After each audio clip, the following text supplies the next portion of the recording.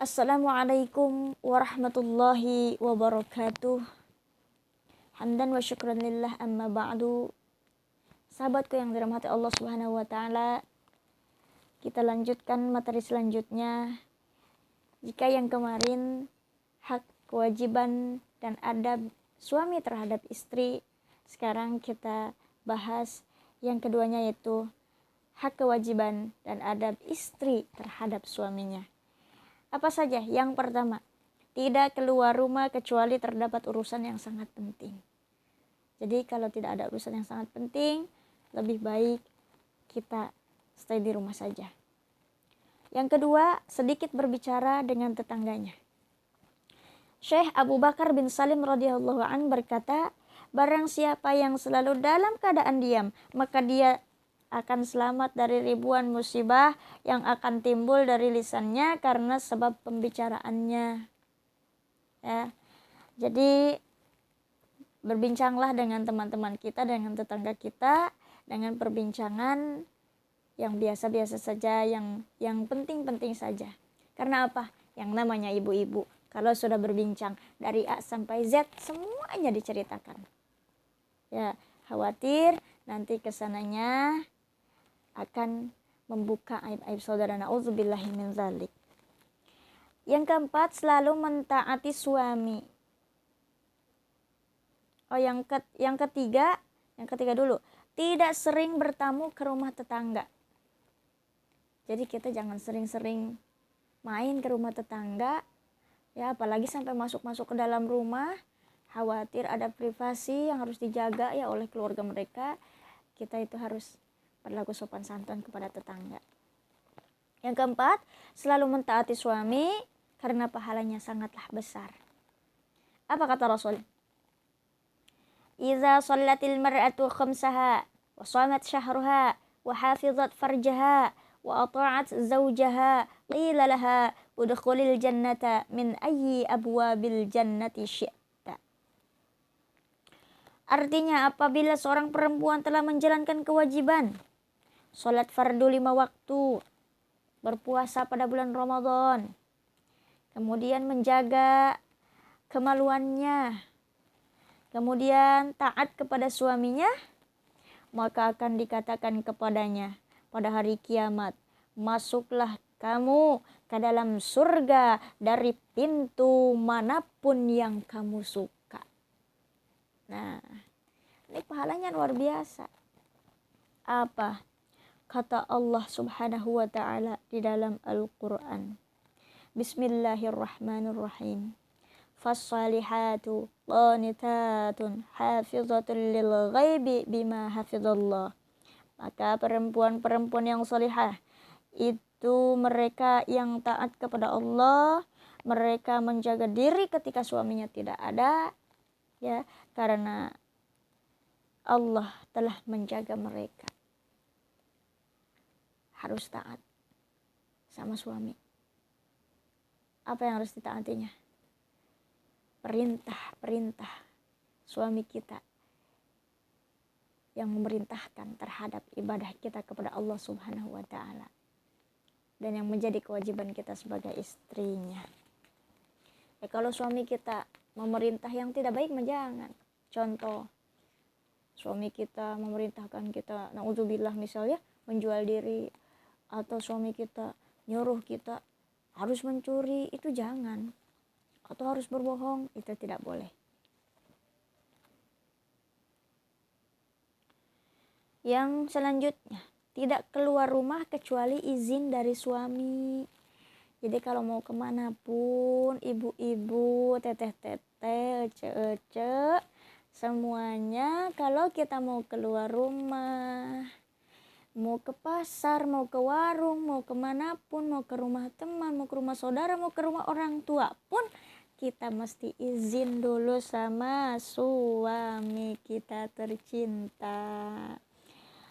Sebagaimana Rasulullah SAW bersabda, innal mar'ata idza kharajat min baitiha wa zawjuha karihun lidzalika la'anaha kullu malakin fis sama wa kullu syai'in marrat alaihi ghairal jinni wal insi hatta tarji'a.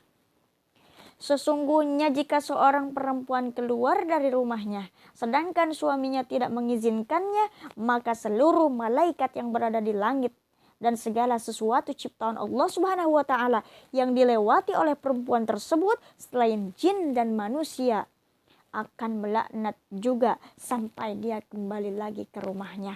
Hadis riwayat Imam Tabrani. Jadi kalau kita keluar rumah tidak izin sama suami, hati-hati.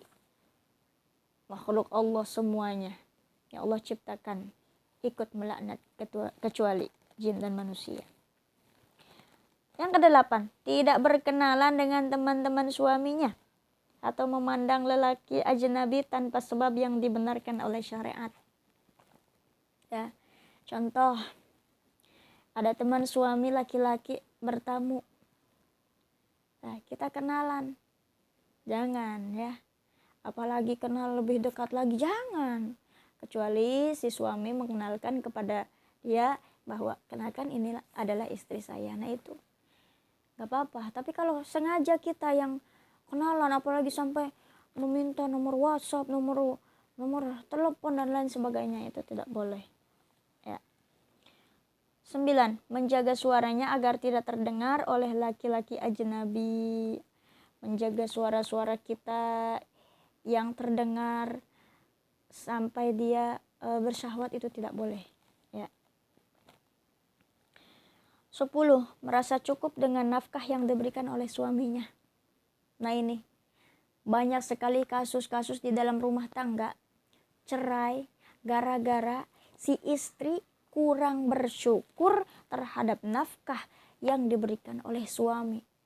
Ada yang menjatah 1 bulan harus sekian juta. Ya, harus harus dipenuhi segala sesuatu yang ingin dia beli itu harus, itu tidak boleh.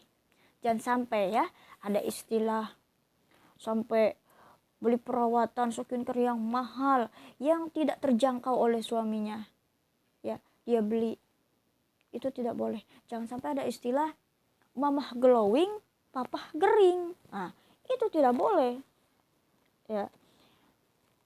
Dikasih berapapun sama suami harus syukuri. Contoh, suami pulang kerja bawa uang 50.000. Kita berterima kasih sama suami. Terima kasih suamiku. Alhamdulillah ya Allah. Rezeki hari ini 50.000. Kita doa lanjutkan. Mudah-mudahan hari ini 50.000. Besok diganti ditambahin 50 juta. Amin ya rabbal alamin. Begitu. Ya. Harus terus berbuat baik kepada suami. Menyenangkan suami. Yang ke-11. Lebih mendahulukan kepentingan suaminya daripada kepentingan dirinya. Ya, jadi apa yang akan kita lakukan itu harus suami dulu deh. Tapi biasanya memang istri seperti itu. Contoh makan. Yang penting suami dulu kebagian. Nanti kita istri belakangan. Itu ciri istri yang salehah. 12. Selalu menjaga kebersihan badannya ya dan berhias untuknya, karena hal ini adalah hukumnya adalah sunnah. Ibu-ibu nih perhatiin ya, badan kita mesti wangi tiap hari. Ya, mesti wangi tiap hari. Minimal mandi sehari 2 kali. Ya, bila perlu beli parfum. Tapi beli skincare, beli lipstick, beli bedak. Ya, beli bedak. Tapi buat nyenengin suami, dipakainya di depan suami kita. Berhias diri, mempercantik diri di depan suami. Bukan ini mah giliran mau ke undangan. Bedak 5 cm dioles-oles. Lipstick 3 cm dioles-oles. Belum alisnya, blush on, eyeliner dan segala macam dipakai. Itu mau kondangan. Giliran mau ketemu suami, pakai daster bolong, muka asem, berkeringat, berminyak, teri. Bagaimana suamimu makin sayang atau ibu? Cek atuh heula. Suamimu datang mah, kita udah mandi, udah cantik, udah di lipstik, disambut suami pulang kerja. Apaan suami teh makin cinta sama kita ya. Apalagi kalau di kamar, itu mah harus mempercantik dan memperhias diri untuk suami. Kemudian yang ke-13, selalu siap berhubungan badan ketika sang suami mengajaknya ke tempat tidurnya, kecuali jika terdapat uzur seperti kita sakit atau sedang haid, sedang nifas ya. Itu boleh menolaknya secara halus dan menjelaskan uzur apa yang sedang kita punya ya kepada suami kita. Karena sabda Rasul, "Idza da'a ar-rajulu imra'atahu ila firashihi fa'abat fabata ghadbana la'anat hazal malaikatu hatta tusbiha." Apabila seorang suami mengajak istrinya ke tempat tidurnya untuk berhubungan badan, sedangkan sang istri menolaknya, kemudian saat itu sang suami bermalam atau tidur dalam keadaan marah karena tidak dikasih jatah sama istri, ya. Aduh, maka para malaikat akan melaknatnya sampai di pagi hari, hadis riwayat Imam Bukhari. Jadi kalau suami ngasih kode, kita langsung peka Bu Ibu ya, kita langsung merespon ya. Kalau suami punya kode-kode tertentu ya, mau ngajak kita nih ke kamar, nah mau ibadah ya, nah kita langsung harus mengiyakan, kecuali kita lagi sakit. Bilang sama suami, bang, yang beb misalkan ya, hari ini saya sedang uzur, kepala saya sedang sakit, atau maaf saya sedang haid, atau dan lain sebagainya. Disampaikan secara lemah lembut, insya Allah suami ngerti. 14, menyayangi anak-anak suami ya, tidak mencaci anak-anak sang suami dari istri, misalkan dari istri pertama, atau yang istrinya dua dari istri yang pertama, atau dari istri kedua. Tidak boleh membenci atau mencaci, harus saling menyayangi ya. Kemudian tidak merasa sombong kepada suaminya karena kecantikan dan hartanya. Sekaya apapun istri, secantik apapun istri, sebanyak duit apapun istri, maka tidak boleh sombong, tidak boleh merendahkan suami. Ya, karena suami segalanya pun ada di atas istri, dan kita ridhonya ada di bawah telapak kaki suami. Kemudian selalu menjaga ibadahnya, sholatnya dijaga, puasanya dijaga, pergaulannya dijaga, ngaji Qur'annya dijaga, harus rajin ibadahnya. Insya Allah rumah tangga sakinah, mawaddah warahmah, tentram. Selanjutnya melakukan pekerjaan atau aktivitas rumah seperti memasak, mencuci dengan penuh keridhaan ya, karena kegiatan seperti ini selalu dilakukan oleh istri Rasulullah dan juga istri para sahabat-sahabat Rasul ya. Jadi masak, nyuci itu kita harus ridho, harus ikhlas, jangan sambil ngegerutu, insya Allah pahalanya banyak. Kemudian menghormati kedua orang tua dari suami atau mertua kita, harus sayang sama seperti orang tua kita. Kemudian selalu membantu dan mendukung suami untuk selalu berbakti dan taat kepada kedua orang tuanya. Karena kalau kita udah nikah, kita milik suami, tapi kalau suami kita masih milik orang tuanya. Jadi kita harus mendukung dan membantu agar suami kita terus berbakti kepada orang tuanya. Yang selanjutnya itu tidak bersedekah dengan harta suami kecuali dengan izinnya ya. Lain halnya jika sedekahnya atau sedekahnya memakai uang kita pribadi, itu tidak apa-apa. Selanjutnya tidak mengikuti keinginan istri yang bertentangan dengan hukum syariat ya. Apa kata Al-Imam Hasan Al-Basri radhiyallahu an? Ma asbaha rajulun yuti'u imra'atahu fima tahwa'u illa akabbahu Allahu finnar.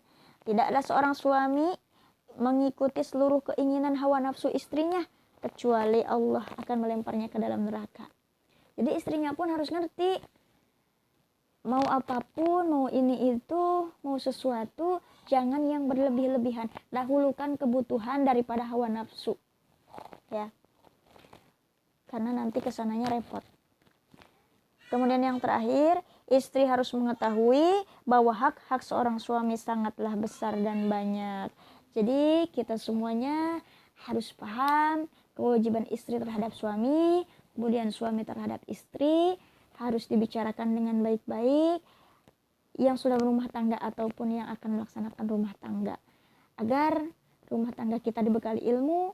Jika sudah punya ilmu, maka insya Allah rumah tangga kita akan seterusnya harmonis, sakinah, mawaddah, dan warahmah, dan dikaruniakan putra-putri yang saleh-salehah. Amin ya Allah ya rabbal alamin. Mungkin sahabat itu saja yang dapat saya sampaikan. Mudah-mudahan kurang lebih dan sedikit banyak ada manfaatnya, khususnya untuk saya sendiri dan umumnya untuk semuanya. Mohon maaf kesalahan mutlak pribadi itu dari kesalahan saya, dan jika ada manfaat atau kelebihannya itu semua semata-mata dari Allah Subhanahu wa taala. Unzur maqala wa la tangzur man qala. Wabillahi taufiq wal hidayah. Wassalamualaikum warahmatullahi wabarakatuh.